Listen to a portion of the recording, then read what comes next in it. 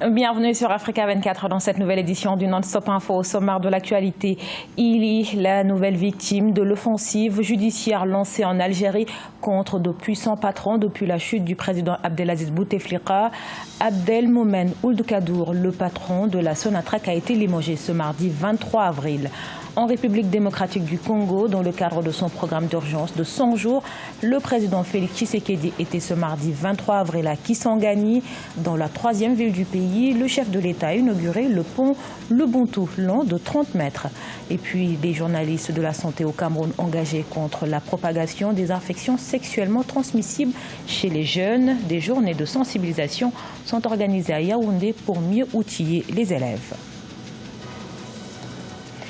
Mais tout d'abord, c'est une première en République démocratique du Congo. L'Assemblée nationale élit à sa tête une femme. Jeannine Mabunda a été élue sans surprise ce mercredi 24 avril. Elle était la seule candidate au poste de présidente du Parlement, portée par le FCC, de l'ancien président Joseph Kabila et du Cap pour le changement. Après l'annulation de la candidature d'Henri Thomas Lokondo, dissident du FCC, qui s'était rallié à l'opposition, sur 383 votants, Jeannine Mabunda a recueilli 375 voix. Elle sera secondée par Jean-Marc Kabunda Kabound de l'UDPS, le parti du président Félix Tshisekedi, qui prend le fauteuil de vice-président. Vaste opération anticorruption en Algérie engagée après la chute d'Abdelaziz Bouteflika. L'enquête a permis l'arrestation et le limogeage de plusieurs hommes d'affaires réputés proches de l'ex-chef de l'État algérien. Mais les manifestants poursuivent toujours leur offensive et continuent à réclamer le départ de l'ensemble du système. Les précisions de Corinne Kamdem. En Algérie, la chasse aux sorcières contre les oligarques algériens se poursuit.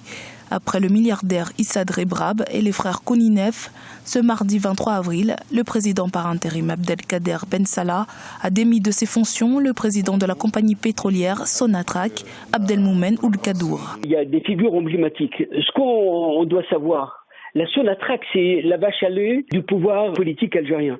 C'est un État dans l'État, c'est le cœur de cet argent visible et invisible, et donc c'est vraiment un symbole. Et donc c'est normal que le responsable de Sonatrach soit écarté, ou en tout cas traité de cette manière-là.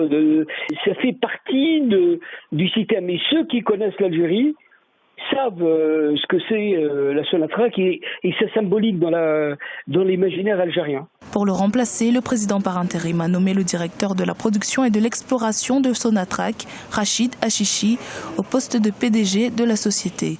L'actuel chef du gouvernement n'a donné aucune explication quant au limogeage de M. Kadour. Pour certains analystes, cette décision aura un rapport direct avec les relations étroites que ce dernier entretenait avec l'ancien président Abdelaziz Bouteflika, qu'il avait nommé à la tête de la Sonatrach en mars 2017. Aujourd'hui, petit à petit, les têtes tombent parce que, en fait, il y a des symboles qui incarnent la dérive d'un système. Et donc, ça va être prioritairement ciblé au départ. Les différents limogeages sont en effet considérés comme un moyen d'apaiser les Algériens en semblant s'éloigner de l'établissement de Bouteflika. La nouvelle direction par intérim souhaite faire une déclaration concernant son engagement déclaré à assurer une transition démocratique réussie. Le Parlement centrafricain adopte un nouveau code électoral. La nouvelle loi a été votée ce mardi par 126 députés sur les 140 parlementaires. Principale nouveauté de ce code électoral, la hausse de la caution pour les futures élections. Désormais, les candidats à l'élection présidentielle devront verser une caution de 15 millions de francs CFA au Trésor public contre 5 millions auparavant. Pour les élections législatives, il faudra verser 250 000 francs CFA pour que le dossier soit retenu par l'autorité nationale des élections contre 100 000 francs CFA dans l'ancien code électoral. Dans le reste de l'actualité, en République démocratique du Congo, le président Félix Tshisekedi poursuit sa tournée des provinces. Ce mardi 23 avril, le chef de l'État était à Kisangani, dans la province de la Chopo. Il a inauguré le pont Lubuntu dans le cadre du programme d'urgence de 100 jours. Reportage de notre correspondant Jacques Amboka, commenté par Viviane Baoken. Kisangani a accueilli ce mardi 23 avril le chef de l'État, Félix Tshisekedi, qui dans le cadre de son programme d'urgence de 100 jours, mais aussi de contact avec la population du Congo profond, a entamé depuis quelques semaines une tournée dans les provinces. Ici, Félix Tshisekedi va procéder au lancement de divers travaux d'intérêt commun. Dans ce cadre, le chef de l'État a inauguré le pont Lubuntu qui relie la province de la Chopo à celle du Maniema. Long de 30 mètres et d'une capacité de 60 tonnes, les travaux de ce pont n'ont duré que 25 jours. Notre promesse était de travailler pour le peuple. C'est la raison de ma tournée dans les provinces. J'en profite aussi pour remercier tous ceux qui ont porté leur choix sur moi et signifier aussi à ceux qui ne m'ont pas voté que je suis aussi leur président. Troisième ville du pays, Kisangani est le chef-lieu de la province de la Chopo, démembrée de la province orientale. Une ville qui représentait dans le passé un atout majeur pour l'économie du pays, mais aujourd'hui démunie de presque toutes les infrastructures de base. La population attend du chef de l'État des actes concrets pour le développement de sa province. Nous avons tant de difficultés dans cette ville. Nous avons des problèmes d'électricité et de routes. Toutes les routes ici ne sont plus en bon état. Ainsi, nous demandons au président de la République et ceux qui l'accompagnent d'œuvrer pour trouver des solutions aux problèmes de cette ville. Conscient des attentes de la population, le président de la République, qui revient dans cette ville après son passage en décembre 2018 lors de la campagne électorale, a soutenu devant la population de cette partie du pays que son gouvernement, dont la publication sera annoncée dans les jours qui viennent, va s'atteler à trouver des solutions rapides aux maux qui rongent cette entité territoriale. 3,6 milliards de dollars, c'est la somme que les autorités kenyanes espèrent solliciter de la part de la Chine, une enveloppe destinée au financement de l'extension du chemin de fer alliant Nairobi à Naivasha et Kisumu, puis vers l'Ouganda. Toutefois, ce prêt représente un risque pour la dette publique du pays. Ange Bijunomenyo.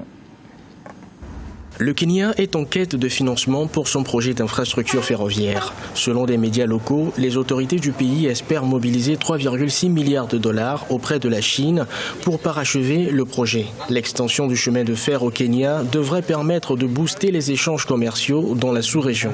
Le Kenya est un pays suffisamment vaste qui a besoin de lignes de transport assez développées qui, si elles sont bien gérées, pourraient contribuer énormément à l'expansion de sa production, à l'accroissement du produit intérieur et donc aussi à l'amélioration du revenu qui servira au remboursement de la dette. Ce secteur peut à lui seul rembourser la dette s'il est géré efficacement. C'est une question de gestion de la dette. Une analyse de viabilité de la dette par le Fonds monétaire international en octobre 2018 élevait le risque de surendettement à modéré.